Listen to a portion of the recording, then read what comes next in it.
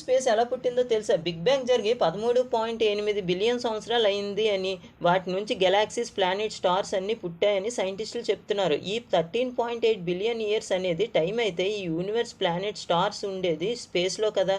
మరి ఈ big bang ముందు అవి ఎక్కడున్నాయి అనే క్వశ్చన్కి ఆన్సర్ని ఇమాజిన్ చేసుకోలేం. ఎందుకంటే ఒక ఇన్సిడెంట్ మనం ఇమాజిన్ చేసుకోవాలి అంటే జరిగిన ప్లేస్, జరిగిన టైం అనేది ఖచ్చితంగా ఉండాలి. మనకి ఒక మ్యారేజ్ ఇన్విటేషన్ వస్తే మనం ఫస్ట్ చూసేది మ్యారేజ్ జరిగే ప్లేస్, మ్యారేజ్ జరిగే టైం. ఈ రెండు ఫ్యాక్టర్స్ మీద ఏదైనా డిపెండ్ అయి ఉంటుంది. బిగ్ బ్యాంగ్ స్టార్ట్ అయినప్పుడు టైం, స్పేస్ రెండూ స్టార్ట్ అయ్యాయి. కాబట్టి బిగ్ బ్యాంగ్ ఎక్కడ పుట్టింది, ఎలా పుట్టింది అన్న దానికి ఆన్సర్ లేదు. ఈ క్వశ్చన్ అండ్ ఆన్సర్ని దేవుడిని నమ్మిన వాళ్ళైనా, సైన్స్ని నమ్మిన వాళ్ళైనా ఎవరైనా ఆన్సర్ చెప్పలేకపోతున్నారు. బిగ్ బ్యాంగ్ థియరీ ప్రకారం ఎలా పుట్టిందో తెలియదు, కానీ ఒక శక్తివంతమైన అణువు పుట్టింది.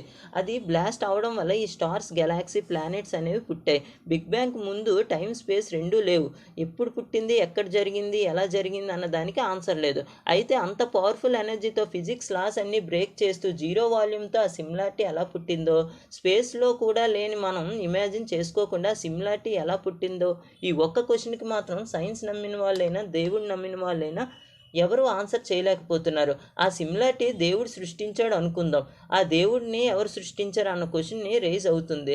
ఏది ఏమైనా ఈ అండపిండ బ్రహ్మాండంలో మనిషి పుట్టిక అనేది ఒక అద్భుతమైన పుట్టిక.